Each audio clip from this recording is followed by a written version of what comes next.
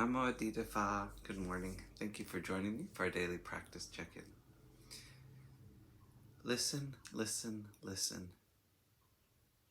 This beautiful sound calls us back to our true home.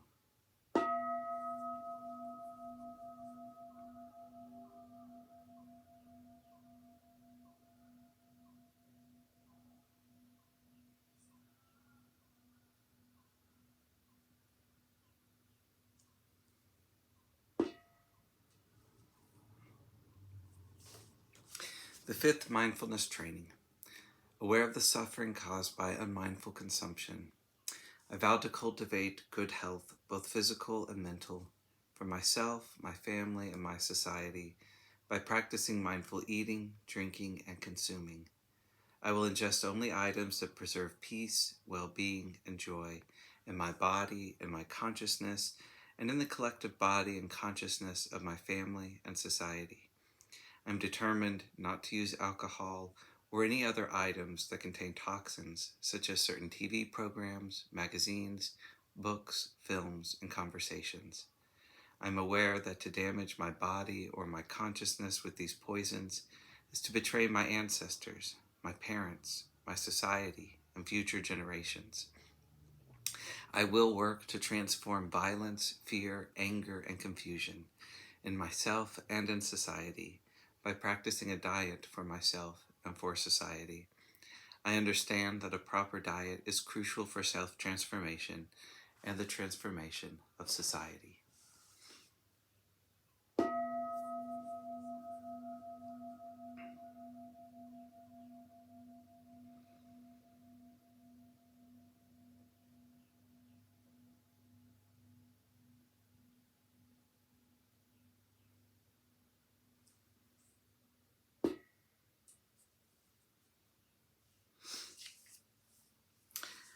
Our Dharma lesson today is on Arahant. This is from Ajahn Thiradhammo's book, Working with the Five Hindrances. The last stage of awakening is called the Arahant, literally the worthy one. Quote, with the destruction of the outflows, he realizes for himself with special knowledge in this life the liberation of mind and liberation by wisdom, which is without the outflows, and thus he abides calmed. With the realization of this state, all 10 of the fetters are destroyed, and the hindrances of lethargy and drowsiness and restlessness are eliminated. This realization is mostly described with reference to the destruction of the outflows of sensuality, existence, views, and ignorance, which have a correlation with the fetters. An arahant is also defined as free of the outflows, having completed the holy life, done what had to be done, laid down the burden, attained his own welfare, completely exhausted the fetters of existence, having perfectly understood liberation. At this stage, with all defilements of the mind totally eliminated, arahants are referred to as beyond training, aseka, as they have completed the training in morality, concentration, and wisdom. Quote, then the Venerable Anuruddha, dwelling alone, withdrawn, vigilant, ardent, resolute, in no long time understood Dhamma for himself with direct knowledge, and knowing for himself, entered on and abode in that unsurpassed culmination of the religious life, for which a man of good family rightly goes forth from home life to homelessness. And he knew, exhausted is birth, fulfilled is the religious life. What is done is done. There is no more future life. And Venerable Anuruddha became one of the arahants.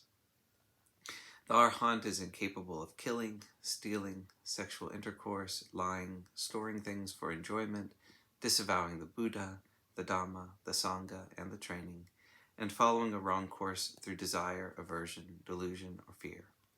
At least 4 types of arahant are designated: those who possess the triple knowledge, tevidya, those who possess the 6 kinds of psychic powers, abhinya, those who are liberated both ways, and those who are liberated by wisdom.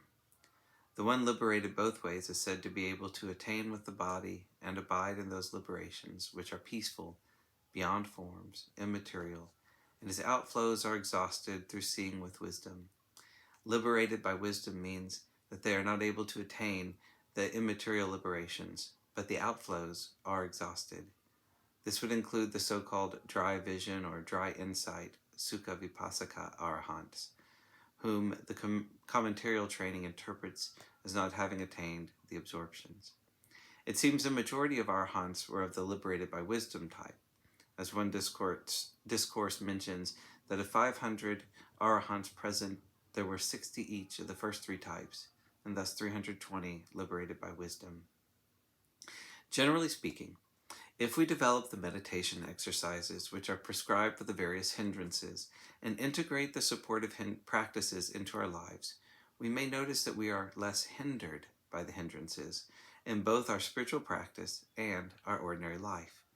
Ideally, the hindrances can be attenuated until they no longer hinder the development of absorption concentration, which further deepens penetrating insight.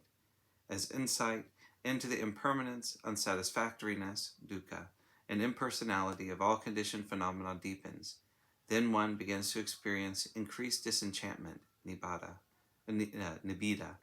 then dispassion, viraga, and finally liberation, vimutti. Quote, monks, physicality, feeling, perception, mental processes, consciousness is impermanent. What is impermanent is dukkha. What is dukkha is non-self. What is non-self should be seen as it really is by right wisdom as, this is not mine, this is not what I am, this is not myself. Thus, seeing as it really is by right wisdom, the mind becomes dispassionate and is liberated from the outflows without grasping.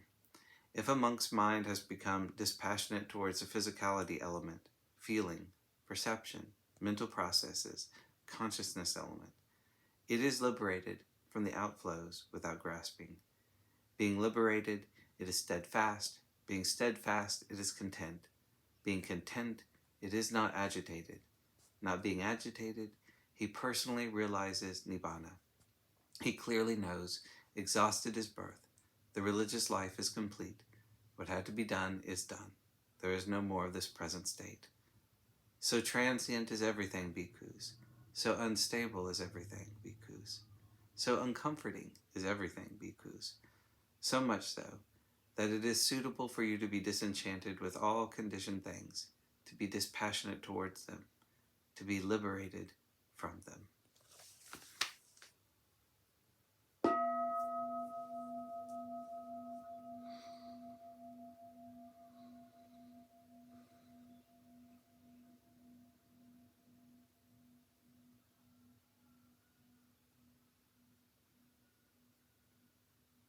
May all beings be well. May all beings be happy. May all beings be peaceful. Sadhu, sadhu, sadhu. Thank you so much for joining me today.